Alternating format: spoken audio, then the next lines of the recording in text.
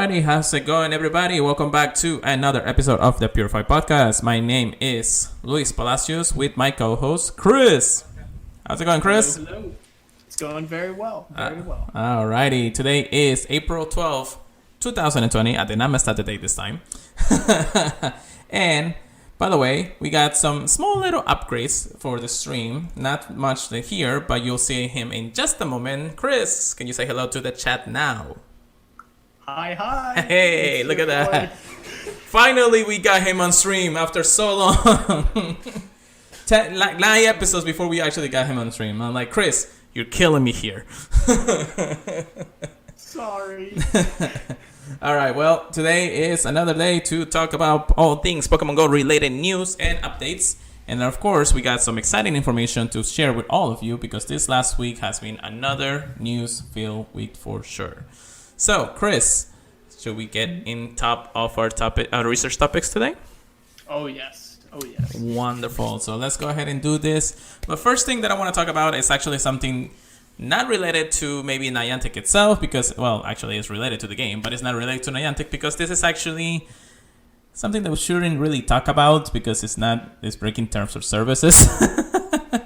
But at the same time, we're actually, it's things that we want to talk about just because it's really important for everybody to note that these things are coming. We just don't know where yet. So disclaimer right now, we're probably going to speculate, but at the same time, we don't know when this thing will come out. So make sure you guys are aware. It's just information that we're finding as we get into more of the in-code detail in the game. So bear with us. Again, this is just Epic Game, data mines, whatever else. We usually shouldn't be doing this, but again, people are posting it, so we are going to talk about it. So yeah, that's the good part about it. So we'll go ahead and make sure everything's working. All right, cool. Everything is working. All right, so the first thing that we're going to talk about for today's research is the Epic Game Mine by data miners. They found some interesting information in the code. And Chris, if you want to read the very first subtopic there for us. Yeah. So one of the things they found is the remote raid pass, which lets you use a raid pass outside the range of a gym. So, I'm curious how far. Yeah, so basically, as we all know, right now the gyms were actually able to interact with the gyms around 70 feet away. They were extending that just because they want people to, have social distancing with the world, how the world is right now. However, the reports that the remote raid pass, something that just seemed interesting at first, but then people were talking on like maybe this is something that Niantic is doing to gain more money. Now, this is the information that we actually found. As Chris mentioned, outside of the outreach of the gym, we don't know the distance, maybe more than the gym's distance. We still don't know how it's actually going to help us raid. We just know there is a way for us to raid from home. So that's the interesting part, but we don't know the full details on how the range of that will be. If you have to be closer to it, or how are you gonna invite people, or do this or do that. How it's gonna work, we are not sure yet. So make sure that if you guys are aware of that, that whatever the case may be, that at least the name remote means that we'll be able to use it in that regard. Now, they're also going to be purchasable purchase in the shop. Now, that's part of the actual data mine. This is the part where people are saying, "Oh, Niantic is trying to make money out of us," and the reason why we say that is, or they say that, is because if it's only going to be purchasable, I can't say the word, purchase in the shop. Then that means there's no other way to actually get this pass. We don't know that yet. We are still speculating how we're gonna get them.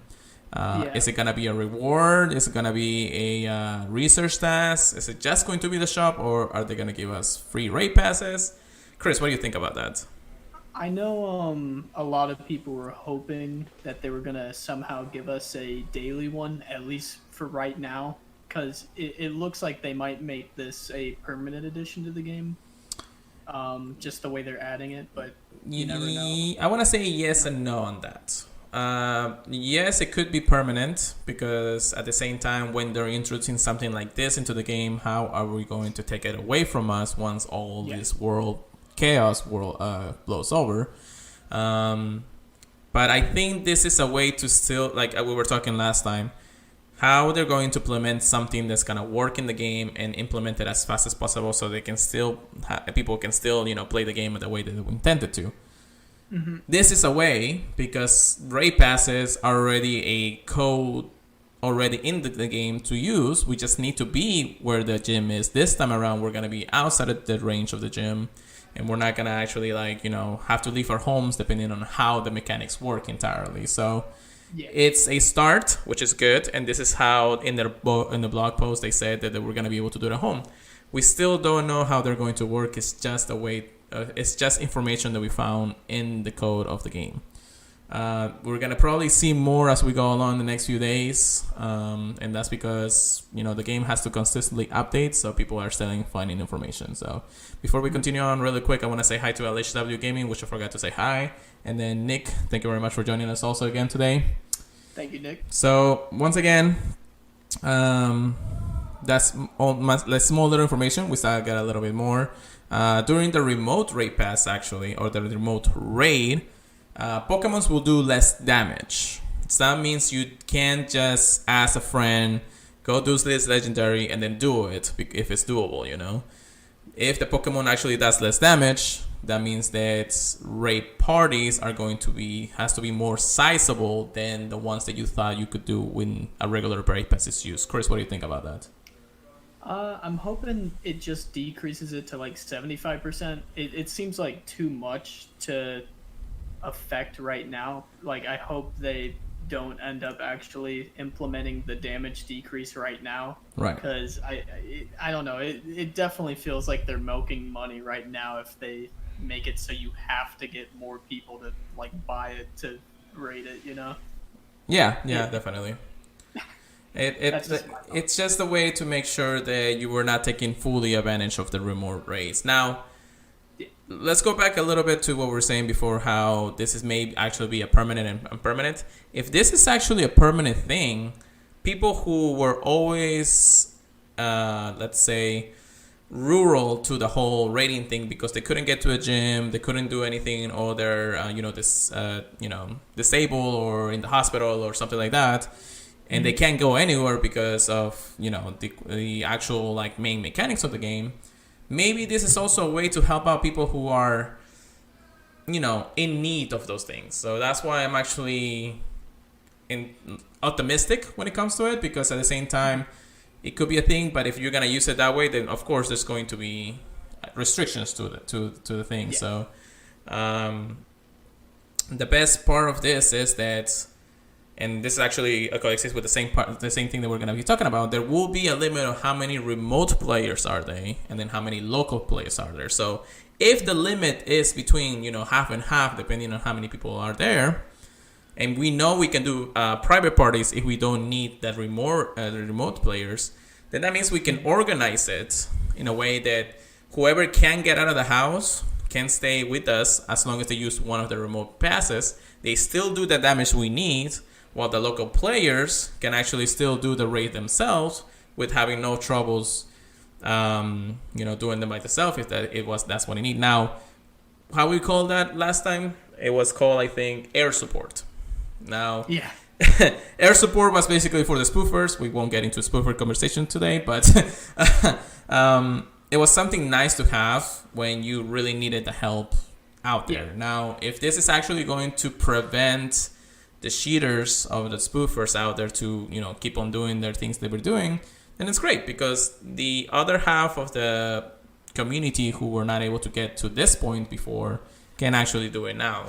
So it's actually really helpful to understand that if this is actually permanent, it will help out the community even better by putting something that Niantic has put by themselves.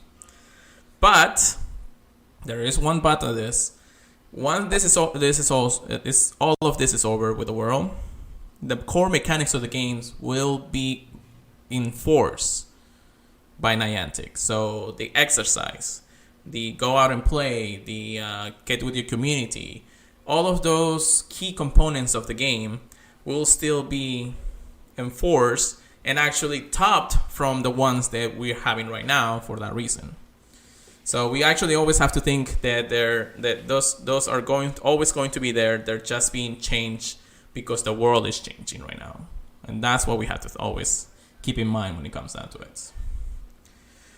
Nick also gave us a piece of information that with this update, some ban waves have been going on. So people who are cheating or spoofing or doing all those things are actually being banned for that reason. So thank you, Nick, for that splendid piece of information. So Chris, aside from the player and local limit, what else do we got here on the raid pass, on the remote raid passes?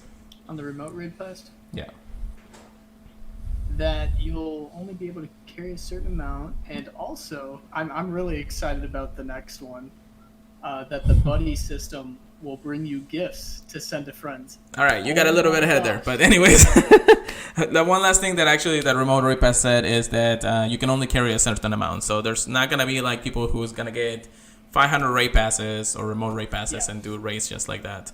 There's going to be a limit on how much you can purchase because again, the core mechanics of the games are still there.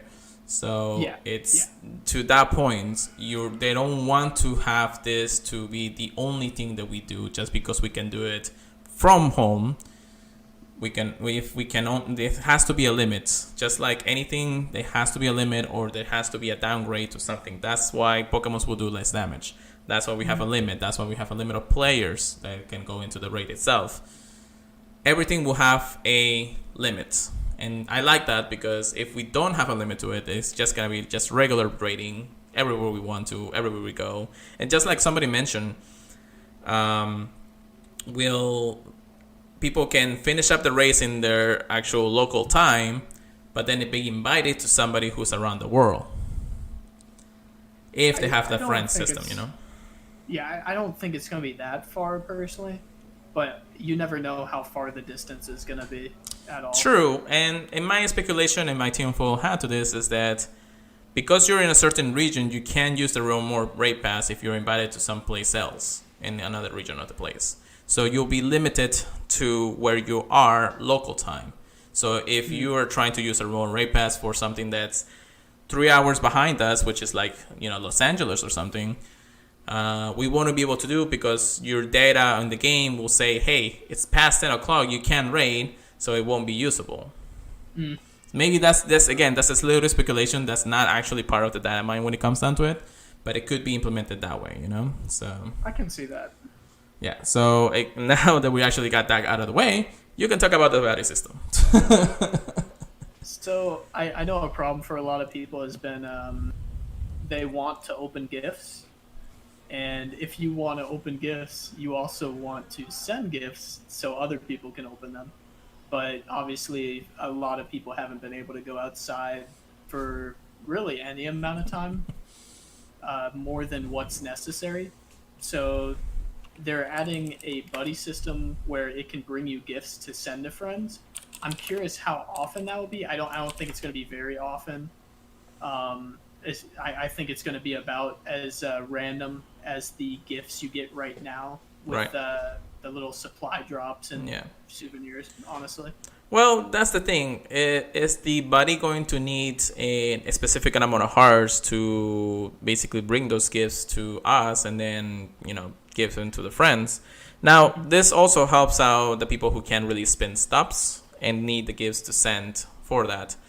I'm going to actually add to that because there was something that Niantic was doing right now or in the last week.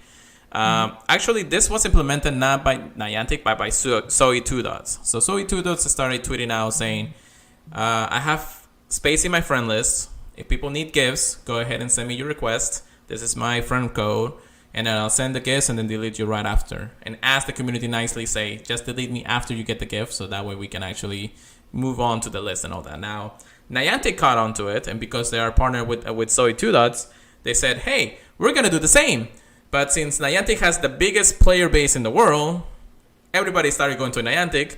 And Niantic's literally 5 minutes or even 2 minutes after they posted that, 200 friends that were already full, that were sending gifts like crazy. They even broke their server during that time which was hilarious. And and then other content creators actually did the same thing, where they said, "Hey, supply drops. Here's your gift. Go ahead and do that for me, please. I know you're talking to your girlfriend." And then, they can see you, right? I'm not saying anything. Sure. Anyways, other content creators like the Laura Podcast and other players are actually saying the same thing. They've been retweeted by Niantic, and they've been sending out gifts to help the player base right now. Of course, we can't help out, the millions and billions of players out there, but they're at least trying to do what's best from their community and be like, hey, we want to help out. People can do it. Let's go ahead and send off the amount of gift for that. So thank you, everybody. Thank you, Niantic. Thank you to all the content creators out there for implementing this system. The same time, they did one last thing, and then we'll go over the last part of the data mining here. Is that they send out a promo code that you can redeem. I cannot remember what the rewards were. I think there were like 3 golden raspberries, X amount of Pokeballs or Gray Balls, and then I want to say it gave Ultra Balls. I want to say that too. I think it actually gave you Ultra Balls. Now, this code can be redeemed, of course, in Android, but Apple users needed to go a different way to actually redeem it. They had a website where you can input your email, which is connected to your Pokemon Go account, and then just put in the code. Now, because everybody was doing it after they first actually put it, once again, they crashed the servers. Everybody wanted to go in. I tried. When the moment I actually saw that, I said I tried it, and it didn't work for the first or 2 hours after that. Then I went in again, probably around the nighttime, and then I said, hey, let me use the code again, and it worked. So I got my in-game rewards. It worked out pretty well. All of that. Again, this is just helping the players, even if it was just a small amount. So it wasn't that bad. But yeah, the last thing that we actually wanted to talk about is Abra's Community Day has been rescheduled. Now, it's been rescheduled for the 25th of April, which is, what, a week from now or 2 weeks from now? 25th? Yeah, 25th. Yeah, a little bit less than 2 weeks, I believe, right? A little less than 2 weeks. So, yes. So, not this coming Saturday, but the following Saturday is when Community Day should be. Thank God I'm off that day. I should be off. Yeah, I know. So, you probably won't see me streaming in the daytime that day, but still. Now, we know that Community Day is a big event that people go out, play the game. You know that the world is still technically in quarantine lockdown in their own place, in their own way. So this part of the discussion is just either speculation or trying to see how they're going to work it out. Is it going to be just like they did with the Safari Zone tickets? Maybe. I can see that happening more. And that's because really it's the only way that a lot of people can do now. I think like in the shop they'll probably put like extra incubators or extra insets for it, but Abra is coming back. Chris, what do you think about that? I'm definitely excited. It's always nice to get a Pokemon with an interesting move to add something new to the game. Yeah, definitely. I know everyone likes a new shiny. Oh yeah, definitely. I'm excited. Yeah. Well, it is Abra. We wanted for a while. We were gonna get it after a while, but this is how it is. So, yeah. So Abra Community Day is coming back. We don't know again if it's gonna work the same way, just any other Community Day, but we'll see how the world really thinks about it once it comes around. And then the announcement, of course, will come probably within the week, telling us about it. And Chris, thank you for making the weird faces in the chat. But yeah, so Chris, how's your spring into spring event going so far? It wasn't going great until yesterday. Because I didn't really get anything special except for a nice PvP Azumarill. Okay. But yesterday night I was clicking on a few things and I actually got a shiny Abra. Not Abra. Well, there you go. Thinking about Community Day. We got a hacker on stream, guys. I got a shiny Meryl. And I was like, ooh, that's really nice. Yeah. That's really nice. That's great.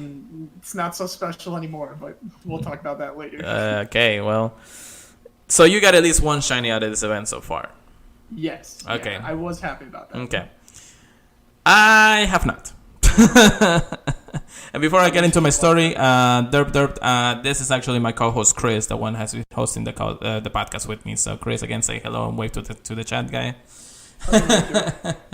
So yeah, unfortunately, well, not unfortunately, I've been grinding this event since the first day they came out on Thursday, which at 8 p.m. when the event went live. You know, I saw the Veneris, I saw the Pikachus. Now, I was going to do something for my car, which was a recall that I had for that. So I was, in the dealership technically for 2 hours. Now, luckily, there's a park behind the dealership, which is the Bendisor Park. I know where you're going. You know where you're going. So, because I didn't have nothing else to do, I started putting eggs in incubators, and because we have hash distance right now, and that's part of the event too, I went ahead and walked for the next 2 hours around the park. Now, of course, this is daytime. Nothing was happening. I was not socializing with anybody. I was just playing the game. Nothing new. I probably went and hatched around... Okay, so right now in the in-game shop, there is a adventure box with 9 incubators and 9 super incubators. And I'm not going to buy that right now because I'm probably going to buy that one later. The box itself actually gave me 9 regular incubators. I was not going to put the 2K incubators that people were doing. Hold on one second. Derp, if please don't do that right now. Thank you. I put 9 incubators plus the regular infinite incubators, so I was hatching all of those. I went through the entire batch of regular incubators. Of the 9 incubators that they give you from that box. Jeez. No shiny. I hatched Riolus, I hatched Tyrogues, I hatched Hapinis, I hatched Pichus, I hatched Togepis with the flower crowns. All of that, no shiny. I clicked on every event Pokemon in the park, no shiny. The only good saving grace of that park was that it was a Shinx. So I finished my research for Genesect. A what nest? Jinx. Oh, sorry. I heard Shinx, and I was like, what? No, you didn't. Dude, if that happens, everybody will literally be like, you have a Jinx nest? Literally, the entire world will probably be in that park by the time we finish this podcast. Oh, yeah. So, no, it was a Jinx nest. I was able to get my ice Pokemons. I was able to complete the Genesect quest, which was dawning on me because I really hated seeing it in my special research and be like, hey, you got to finish this. But I wasn't going to see any ice types anytime soon because, it's Florida and you never get ice in here. Anyways, no. So that was the saving grace to it. But again, I spin stops, I hashed eggs, I went through the whole batch, nothing. I did not get one single shiny. And to this day, it's been 3-4 days to the events and started, and I still have not gotten a shiny Pokemon. Again, I hatched Riolus, I hatched every single baby Pokemon out there. No shinies. It's gonna happen on stream, bet. I'm hatching 6 2K or 2K eggs or 1K eggs right now. 2K eggs, whatever it is. And they're not gonna get close to hatching before we start, or before we end here. But anyways, I don't know. And plus, I've been opening gifts. Which, however, if you guys don't know, you get the eggs you don't get a guaranteed 2K kilometer egg from the spring event. You only get it every other gift. So, or you can open up to 2 or 3 gifts and you still don't get an egg. So the odds of getting a 2KM is hard on the eggs. Now, here's the downside to this event. The 2K eggs that you get from stops still has the regular pool of Pokemons from regular 2K eggs plus the event Pokemons. So you can hatch, you can hatch Whalmers, Magikarps, all that shabam that you usually would hatch from 2K eggs. While the ones from the gifts are the ones events focus. So the only pool you'll see was from the event.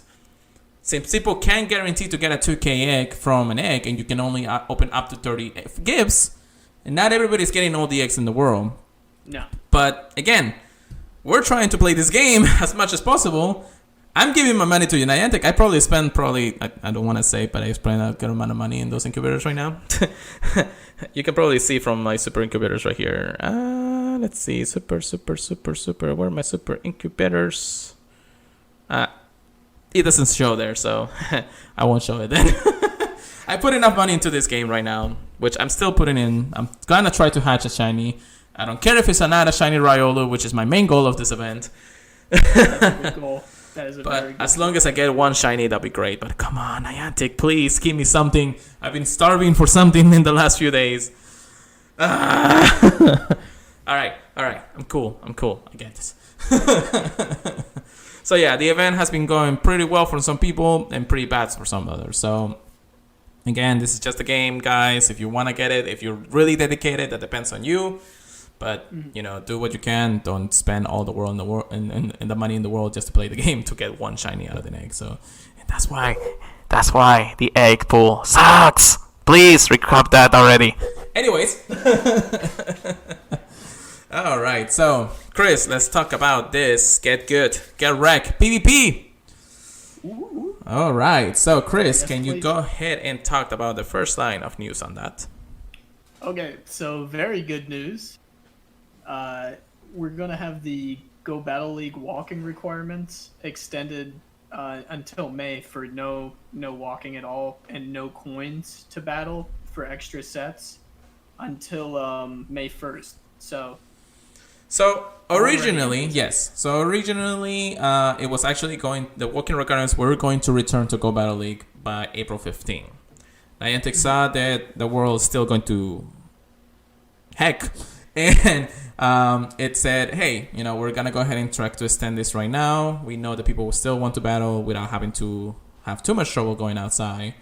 However, if the world does change in the next few weeks, again, the requirements may return before we see May 1st. So that's actually from their post itself. So we don't know if it's going to be legit or if it's just going to be all the way to May 1st. Hey, it could be extended even more after May 1st, but we don't know that. I think extended, honestly. I think they're just trying to keep us in high hopes, which is a good thing to do. Well, a lot of people are actually loving the whole thing, and then we'll get, of course, into our next bit of news from that. But that's why the reason, the one thing that people really like is they don't actually have to walk to do their battles. Now, have you done any battles in the last few days, Chris? I haven't been doing it all of my battles, to be honest. I'm gonna try doing them all today. But yeah, good luck with that. But yeah, I've been getting in like one or two battles, but I'm not really happy with Master League at all because I have like no Stardust, so I can't build anything worthwhile. Between Silph players and regular Go Battle League players, that Stardust have been scarce in the last few days. So it's not that you don't have it. You, as a PvP player for Silph Arena, don't have it. I have it just because I actually haven't done a PvP arena in a while. So it's not that I don't want to do them. It's just that right now my focus is to do other things and just save enough Stardust so I don't actually have to waste them all in one place. Which luckily the Silph Arena right now, it doesn't require me to just spend so much Stardust because I already have enough for all the Pokemon already power up. So either way, as Chris mentions, he wants to try to finish his battles for the day. Chris, do you want to talk about the next event? Yeah. The next event that actually happened is the Go Battle League Merrill Battle Day. And it started at 11 a.m. local time, and I believe it ended at 2 p.m. local time. Yeah. It's very interesting. They had it so every single win you had counted towards kind of like a different set of rewards, where the first one would give you an encounter with a Pokemon and the third one would give you an encounter with a Pokemon. Right. But if you used a paid pass, each of the wins would count as an encounter for a Pokemon. But what was that Pokemon? Well, Merrill. Yep. You're thinking, why Merrill? Well, Merrill, as you guys know, is a great Pokemon for PvP. The best IVs for it is actually 8, 15, 15, which unfortunately you won't be able to get through the actual battle pass or battle raid day, because all the IVs end at 10-10-10, which is around 60% IV. 60 or 80? I think I did, right? I want to say 80. 80%, right. So either way, but if you have a good Meryl, you always want to use a good Meryl in PvP. No matter what the ABs are, as long as it's closer to the hundo, it's better. So, however, Meryl being the greatest of the Pokemon, it also has been a shiny since the spring event. So in Go Battle League Meryl Day, or Meryl Battle Day, the shiny rates has been increasingly boosted since the actual start of that. So if you were doing your battles, it's a possibility you were going to encounter a Meryl through those in battles. So I was okay with that, and then I realized that they also removed the spawns from the world. Yeah. So if you find a Meryl in the world, you were actually having a community day if you think about it. But they were really rare. I probably found one throughout the event, and that was about it. There was still them spawning? Okay, I thought they turned them off completely. Well, the rates and the overall probably were lower than you think. Way lower. It was as rare as an unknown at that point. Which, I haven't seen an unknown in a long time, at least a wild one. So posted at all. Yeah, so, and even, other Discords have actually taken away that too. So, in one thing for sure that, the reason why we're having Meryl Battle Day is because the leaderboards are up. Leaderboards for the world has actually been announced and actually been released. Now, I thought this was going to be an in-game feature where you can see the leaderboard. I was confused too. I was confused too when I saw the leaderboard actually be implemented on a website, and I was like, oh, maybe this takes away the whole, how the game functions in one way. Yeah, it would have been nice to see it in game, so that way you don't actually have to do a different website for it. But if you go to Pokemon Go Live right now, and you type leaderboards or you search leaderboards Pokemon Go, you'll find the leaderboard for the top 500 players of the world. And right now, because the top 500 players are between rank 10s and rank 9s, you can probably see a lot of people in there that are actually either your friends or people you know. I know PokeIK, King, all those magnificent players are actually in the top 500. Yeah.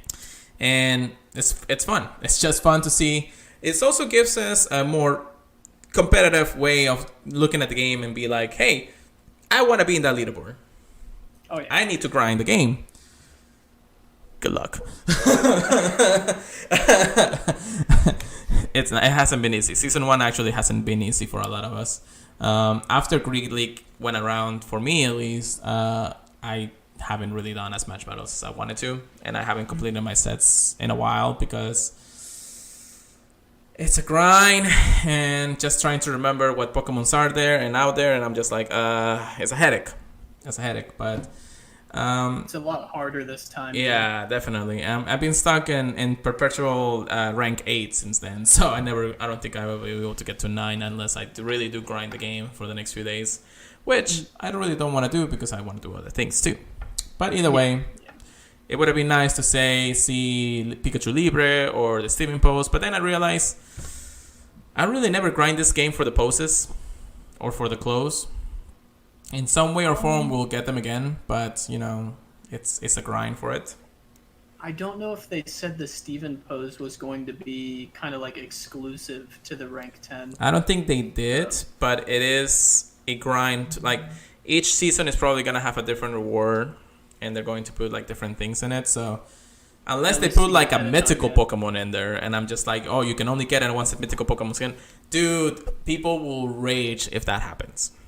If that happens, dude, people will cheat any way they can to get to the top. Yeah, definitely. So it's not where we can see. It's more or at least the type of rewards that people are doing. It's because it just doesn't seem logical to put Pokemons into a really ranking way of doing it. If they're gonna do that, they might as well implement it and say, hey, as long as you reach rank 10, you can get this mythical Pokemon. So on and so forth for the foreseeable future. Maybe that's the case, but people are not going to grind the battles to get to that point because not everybody is a PvP player. The heck is that? Oh, I was about to say. Like the win was for some reason like it looked like one of those like animations for the eggs in the gyms, and then for some reason it just appeared in my game.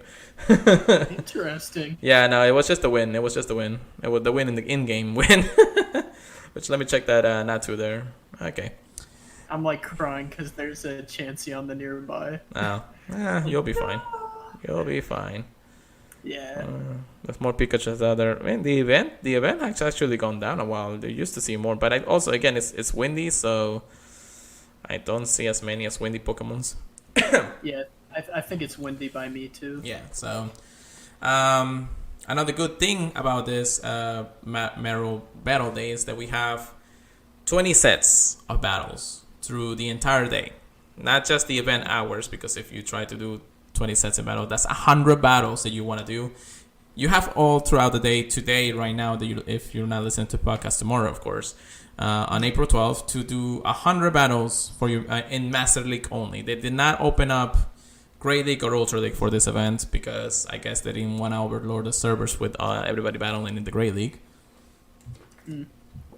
But 100 battles, which I think a lot of people did do the 100 battles in their day earlier today.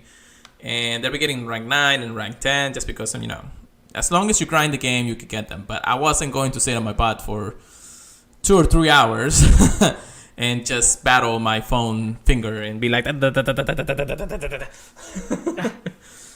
As much as I love PvP, I feel like the grind in the Go Battle League is getting to a point where I think if I get too much into it, unless I put down the grind, I don't think I'm gonna get the results that I wanted. Unless I go a full month or a full season just doing the battles until I get tired of it.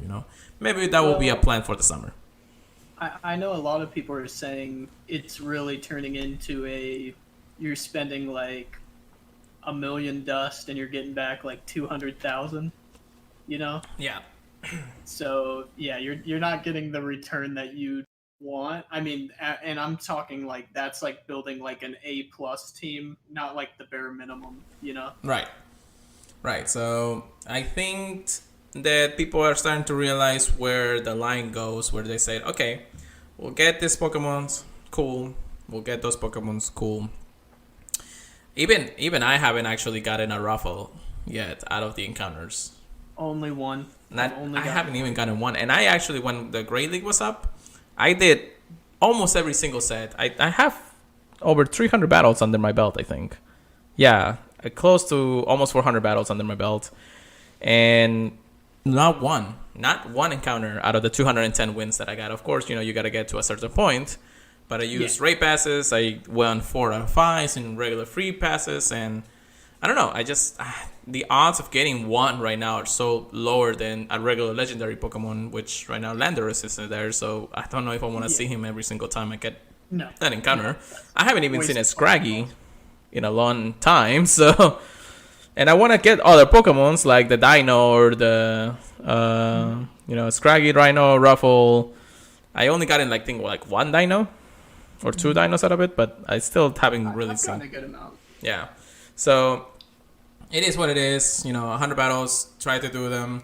Sorry that you're listening to this podcast before or after the battles are done. Probably when the day is over, you guys are probably already done with that anyways.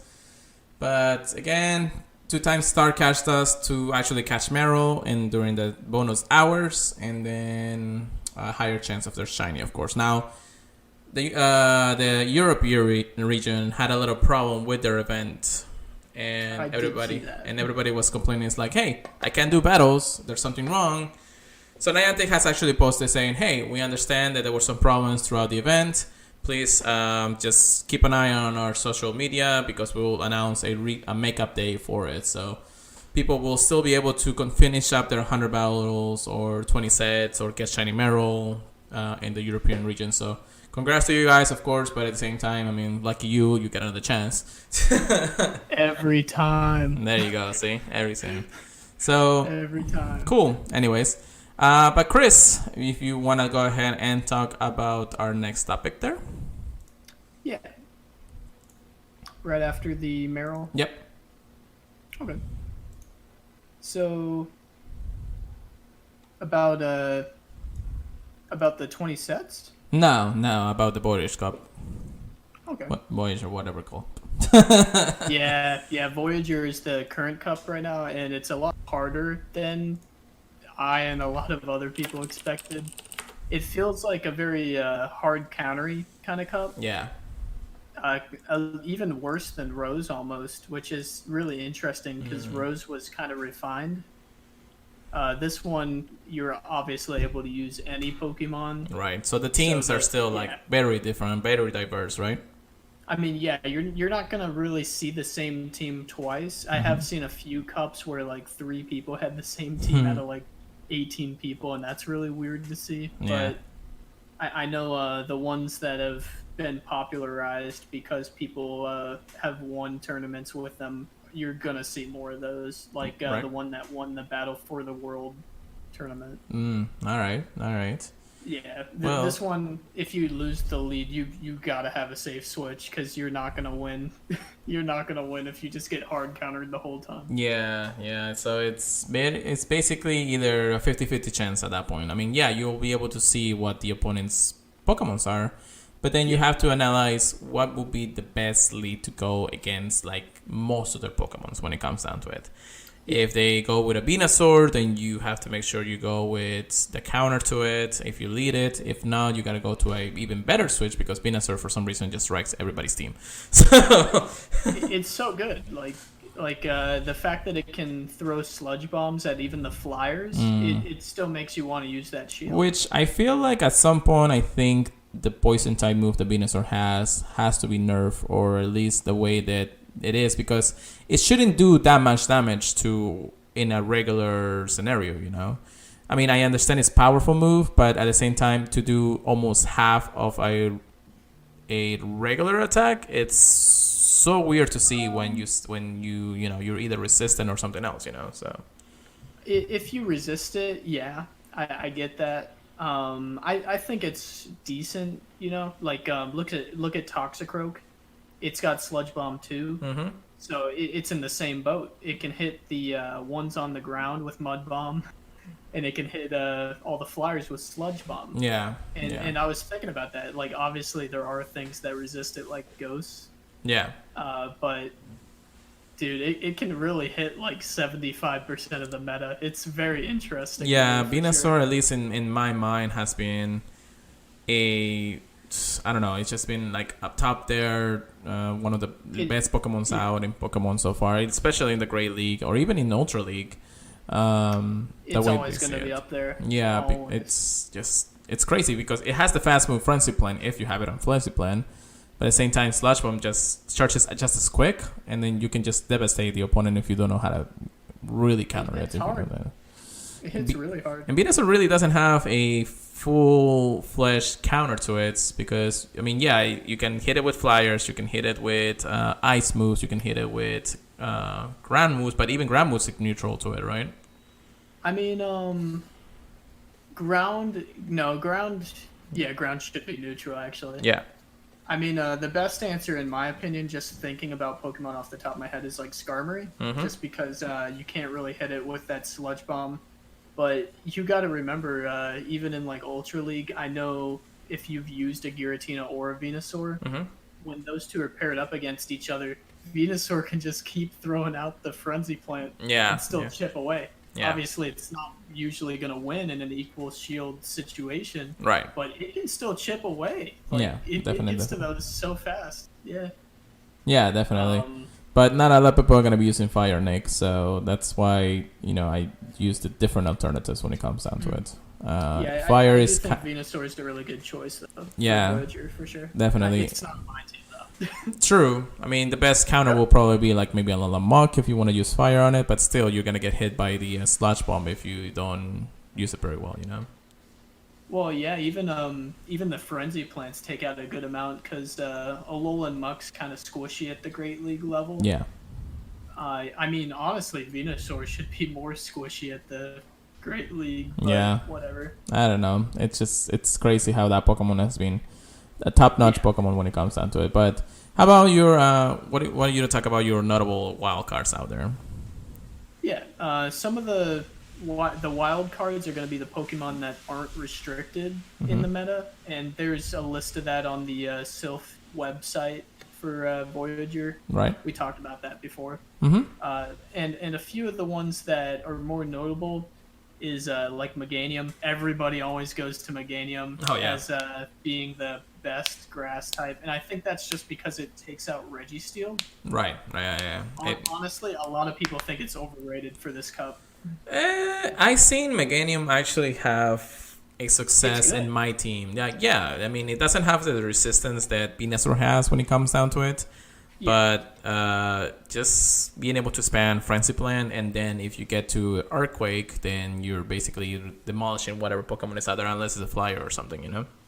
Just the fact that it has so much bulk is something that makes it really notable. Yeah. But obviously Venusaur and whatever other poison grass types can beat it. Well, Meganium has actually been my top-notch pick, especially because it can tank 2 ice punches from like Poliwhirl or something. So, and that's something that Venusaur can do, because Meganium has the bulk part of it, even though it's just weaker to it in that sense.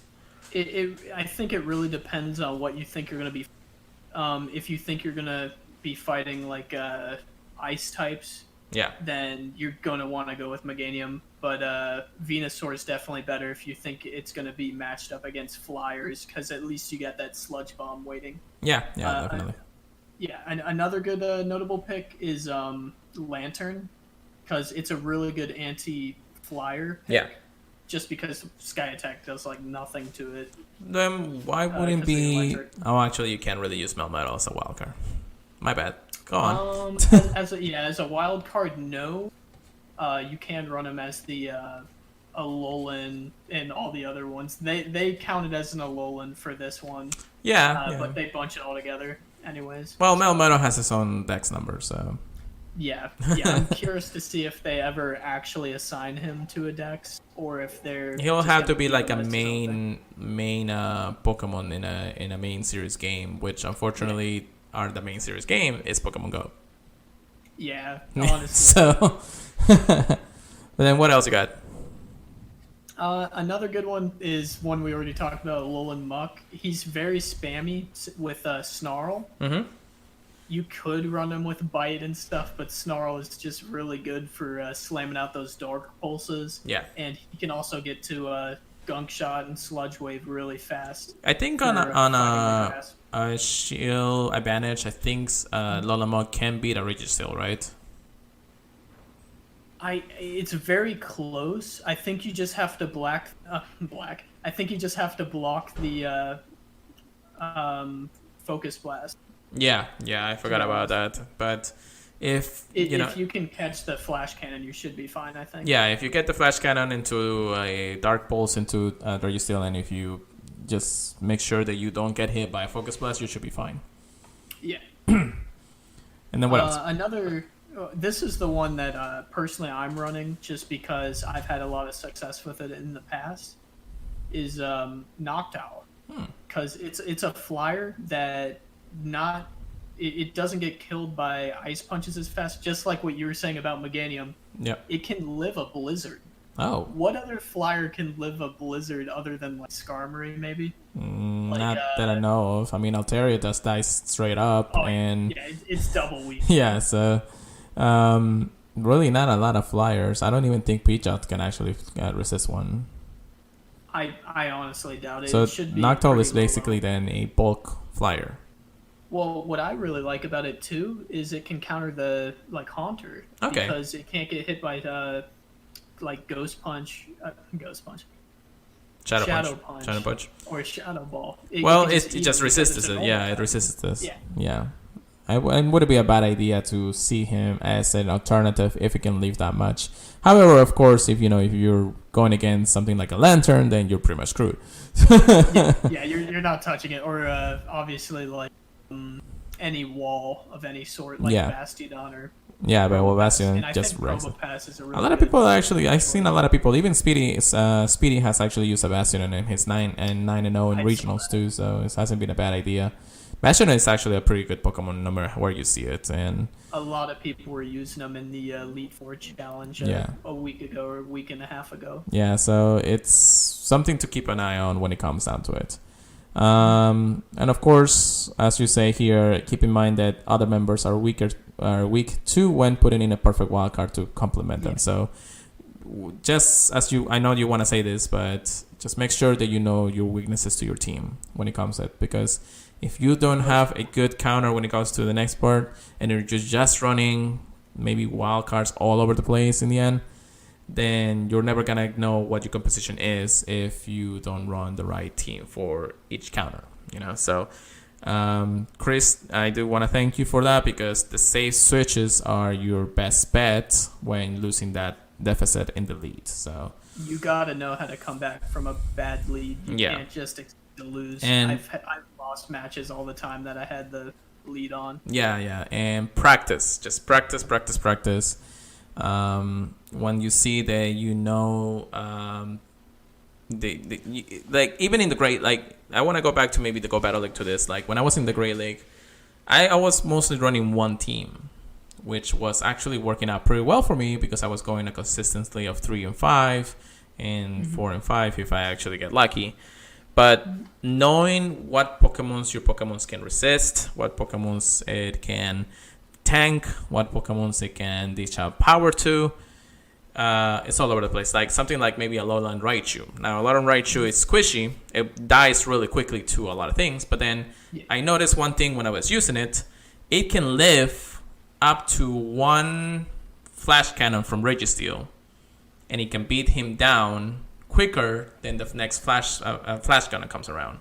Oh, yeah. So, spammy boy. Yeah, so if you know the tankiness of your Pokemons, what can take, as long as you practice enough well with them, then you know what can take out and what it cannot. So make sure you practice in that regard, because learn your team, learn the deficits. If you need to have other people help you out, as people, there's a lot of people out there that will coach you or do something similar to it, where to the point where you'll be able to actually become better in PvP. And everybody at this point is basically the same, even in Go Battle League or in regular Silph Arena Cups.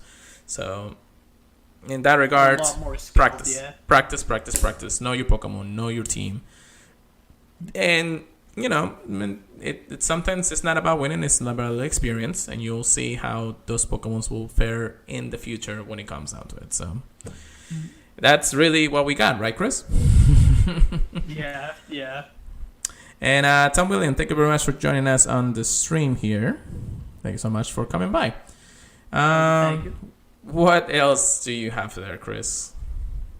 So I've been doing a few Voyager Cups, and I noticed on accident that as soon as I started my first Voyager Cup that I put all my ranking into, that all my team was weak to Stunfisk. Every single one. Oh. And it was right after Stunfisk got added. Oh. I was like, no, why did I do that? And did you see some Stank-Face in the last Voyagers? The first fight I had was against a Stunfisk. I'm fighting another one in the next fight that I do in this tournament. Okay.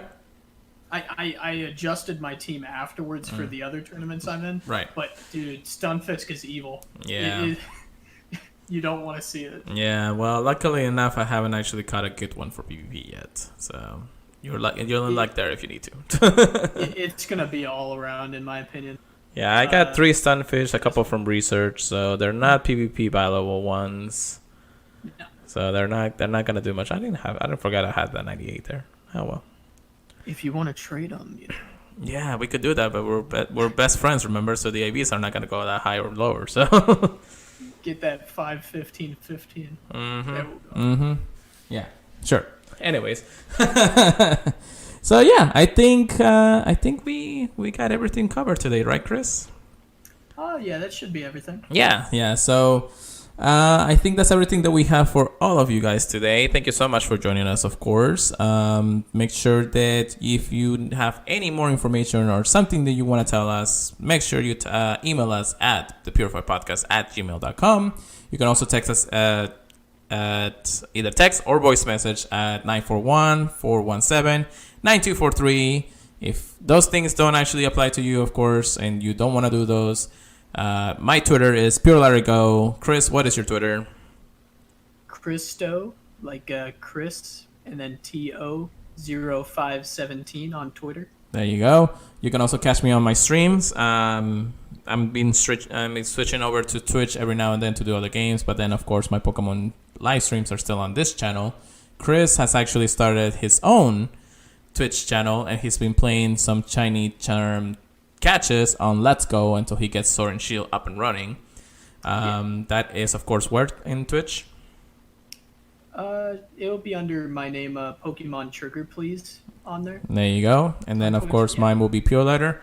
But those are the places that you can reach us at when we are off this podcast. But either way, also, if you guys want to rate this podcast, of course, we are in Apple Podcasts, Stitcher, Google Podcasts, and any other podcast feeds.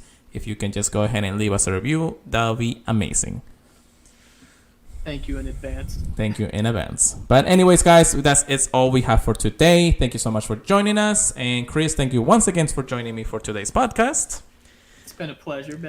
Hopefully, if everything goes well, we'll have something nice and exciting for our 10th episode of our podcast. But don't get your hopes up until I get the information. We'll see how it goes, guys. Thank you so much once again, and we'll see you at a later time. Bye.